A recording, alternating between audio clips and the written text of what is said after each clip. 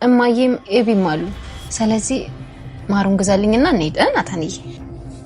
መጀመሪያ ናታንዬ ነው ፍቅር ወይ ማሩን ከገዛልኝ በእኛ ታዲያ መጀመሪያ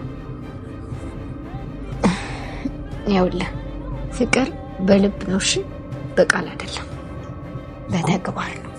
ልክ ነሽ፣ ግን ፍቅርም እኮ በቃል ይገለጻል አይደል? ስለዚህ በእናትህ አንዴ ቢ እሺ ማሩን ከገዛልኝ እሺ እገዛለሁ።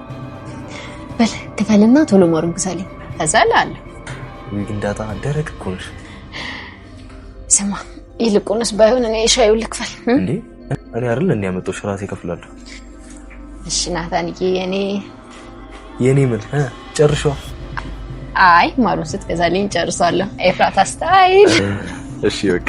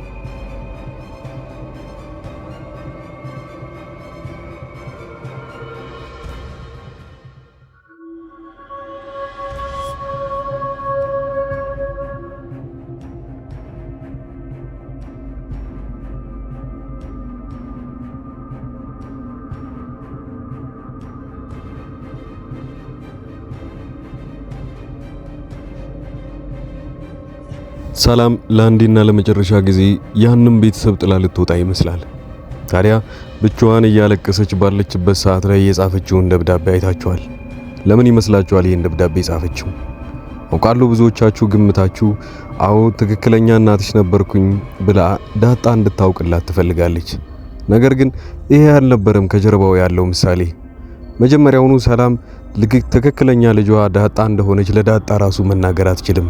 ምክንያቱም ብዙ መረጃዎችን ይዞ ስለሚወጣና ያንን ቤተሰብ ለአንዴና ለመጨረሻ ጊዜ ሙሉ ለሙሉ ስለሚያፈርሰው ነው። ያንን ደግሞ ሰላም በጭራሽ አትፈልግም።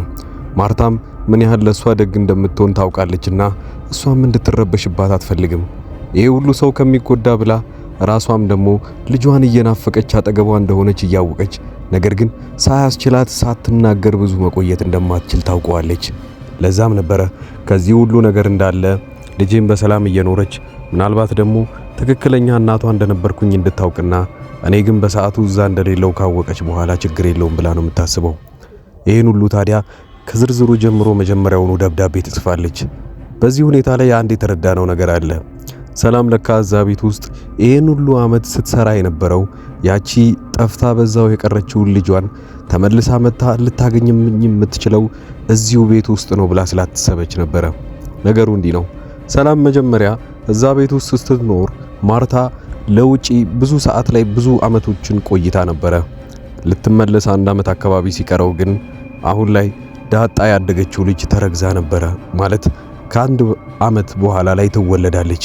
እሷ ልትመጣ 1 ወር አካባቢ ሲቀረው ግን እሷ ከዛ ቤት ውስጥ ልጁን ማጥፋት እንዳለባት ይነገራታል። በዚህ ሁኔታ ላይ ደረጀና ሰላም የተስማሙት አንድ ነገር አለ። እሷን መደበቅ፣ ከዛ ቤት ይዞ ማስወጣትና ምንም እንዳልተፈጠረ ህይወታቸውን መቀጠል። እኔ ታዲያ በቀን በቀን ልጇ እንደምትናፍቃት ስትናገር ነበረ። ሰላም በዚህ ሁኔታ ላይ መቀጠል እንደማትችልና ከዚህ ቤት መውጣት እንዳለባት ብዙ ሰዓት ወስና ነበረ። ነገር ግን ከዚህ ቤት ከወጣው እኮ ልጄን ተመልሼ ማግኘት አይሆንም። ምናልባት ልጄ ካደገች በኋላ ማስተዋል ስትጀምር እናት እንደሚያስፈልጋት ስታውቅ ያኔ ስታድግልኝ እኔን ፍለጋ ወደዚህ ቤት መምጣቱ አይቀርም። ያኔ ደግሞ ተመልሼ አገኛታለሁ። ይሄ ነበር ሐሳቧ። እንዳለችውም ብዙ ዓመታት ተጠብቃትና ወደ ቤቷም ሳታስበው ሰተት ብላ የገባችው ልጅ ባህሪዋን ትወደዋለች። ነገር ግን ልጄ ትሆናለች ብላ አልገመተችም ነበረ። አሁን ከቅርብ ጊዜ በኋላ ግን ልጇ እንደሆነች አወቀች። ሌላኛው ወንድሟ እየመጣ ነው። ስለሱም አንስታለች።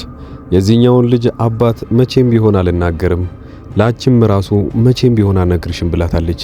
በዚህ ሁኔታ ላይ ማርታ የልጁን አባት ይነገረናል ብላ እየጠበቀች ነው በተስፋ። ያ እንደማይፈጠር ራሷ ሰላም ጋር በአፏ ሰምተናል። በዚህ ሁኔታ ላይ ግን አንድ የተጠረጠረ ነገር አለ።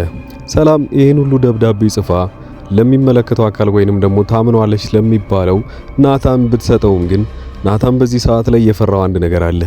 ይህን ያህል የደበቀችው ሚስጥር ለሷ አንድ ነገራት የፈለገችው ምንድነው ብሎ እዛው ሐሳብ ውስጥ በገባ ሰዓት ላይ አሁን ላይ ኤቢ ተብየዋ በድብቅ ታያለች። ኤቢ እዛ ቤት ውስጥ ምንም አይነት ነገር ልክ እንዳልሆነ ታውቃለች። አንዳች ትልቅ የተደበቀ ሚስጥር አለ። ያንን ለማወቅ እማትፈነቅለው ድንጋይ የለም። በዚህ ሰዓት ላይ ደግሞ አንድ ነገር ትጠረጥራለች።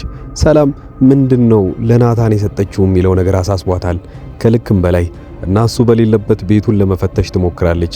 ከዛ በፊት ግን እሷ እጅ ከፍንጅ በያዘችው ሰዓት ላይ እሱ ለመደበቅ ቢሞክርም ምን እንደደበቀ ብትጠይቀውም መናገር ፈቃደኛ አልነበረም። ይሄኔ ታዲያ እሱ በሌለበት ሰዓት ላይ ቤቱ ገብታ እየበረበረች ባለችበት ሰዓት ላይ እሷ ወደ ጣራው ወይንም ደግሞ ወደ ቁም ሳጥኑ አናት ላይ እያየች እያለ ፈገግ ትላለች። አንዴ ያየችው መስሏችሁ እንዳይመስላችሁ። በዚህ ሁኔታ ላይ እሷ ያየችው አንዳች ቦርሳ ሊሆን ይችላል እንጂ እሱ በቀላሉ እዛ ክፍል ውስጥ ደብቆት የሚወጣ አይመስለኝም። ከዛ በፊት ከተሰጠው በኋላ አንዴ ክፍል ውስጥ ገብቶ ሲያስብ እንደነበረው በራሱ በኩል ይህን ነገር እንደሚባለው ከሆነ ቃሌን ጠብቄ ለሷ ብቻ መስጠት ይኖርብኛል። ነገር ግን ይህን ነገር ስታት የተባልኩት ምናልባት ሰላም ከዚህ ቤት ውስጥ ከወጣች ብቻ ነው ተብሎ ተነግሮኛል። እሷ ከዚህ ቤት ልትሸሽ ነው እንዴ? ለምን? ይሄ ሁሉ መፈጠሩ ምን ምክንያት አለው ብሎ እሱ ነገሩን ለማወቅ ቢጓጓም ግን እንዳትከፍተው ብሎ ስለተነገረው ቃሏን መጠበቁን ፈልጎታል። በዚህ ሁኔታ ላይ ግን አንዳችም ነገር ትዝ ብሎታል። ይህን ነገር ኤቢ ማግኘት የለባትም ማንም ሰው እንዳያየው ስለተባልኩኝ፣ እሷ ደግሞ ነገሮችን ስለምትፈትሽ በዚህ ሁኔታ ላይ እሷም ማትደርስበት ቦታ ላይ መደበቅ ይኖርብኛል ብሏል። ታዲያ በቀላሉ እዛ ክፍል ውስጥ ጥሎት የሚወጣ አይሆንም ማለት ነው። ሌላኛው እንግዲህ ስለ ሰላም ስናነሳ ሰላም ከዛ ቤት ውስጥ የመውጣት ሐሳብ አላት ወይ? በዚህ ሁኔታ ላይ እንስማማ። የመጀመሪያው ነገር ቢኖር እሷ ከዛ ቤት ውስጥ መውጣት የፈለገችው የልጁን አባት መናገር አለብሽ አሊያም ደግሞ ከዚህ ቦታ ላይ በሰላምን ከነሱ ጋር እንደማትኖር ታውቀዋለች። ተናገሪ ብለው እያስጨነቋት ወደፊትም በደንብ ማፋጠጧቸው የማይቀር ነገር ነው። በዛን ሰዓት ግን ከመናገር ይልቅ ከዛ ቤት ለመውጣቷ አንዳች ነገር ውሳኔ ያስተላልፋለች ማለት ነው። ሌላኛው ምክንያቷ ሊሆን የሚችለው ግን እዛ ቤት ውስጥ ያለውን ሰላም የነሱን ሰዎች ምንም አይነት ነገር መረበሽ የማትፈልግ ስለሆነ ነው። ያንን የምታደርገው ደግሞ እሷ በመሸሽ ነው። ስትሸሽ ሚስጥሩንም አብራ ይዛ ስለምትሄድ ማንም አያውቅብኝም፣ ልጄም ደግሞ እዛ ቤት ውስጥ በሰላም የምትኖር ይሆናል ብላ ስለምታስብ ይሆናል። ሰላም ግን በዚህ ሁኔታ ላይ ይሄንን ውሳኔዋን ካስተላለፈች በኋላ ምናልባት ከጠፋች 1 ወር 2 ወር ቢቆጠርና ያኔ እንደተባለው ናታን ደግሞ የተሰጠውን ደብዳቤ በቃሉ መሰረት ለዳጣ ቢሰጣትና ዳጣ ብታነበው እኔ ትክክለኛ እናትሽ ነኝ፣ ሰላም ነኝ፣ በዚህ ሁኔታ ላይ ከቅድሚያ ጀምሮ እስከ መጨረሻው ያለውን ታሪኳን ካጫወተቻት በኋላ አባትሽም ደረጀ ነው ብትላት ምን ሊፈጠር እንደሚችል አስቡት። አባቷ ደረጀ እንደሆነ ታውቃለች። ነገር ግን እናቷ ማን እንደሆነች የምታውቀው ነገር የለም። ደረጀም ብዙ ጊዜ ብትጠይቀውም ግን ከዛሬ ነገ አሳይሻለሁ እንጂ ያንሷን መጨረሻ መቼም ሊነግራት እንደማይችል እናውቀዋለን። ቀጣዩ ክፍል ላይ ምን ይፈጠር ይመስላችኋል? የራሳችሁን ሐሳብ ኮሜንት ላይ ያስቀመጣችሁልኝ። ቀጣዩ ክፍል ቀደም ብሎ እናንተ ጋር እንዲደርስ ከፈለጋችሁ ቻናሉን ሰብስክራይብ አድርጋችሁ የደውል ምልክቷን መጫናችሁን አትርሱ። መልካም ጊዜ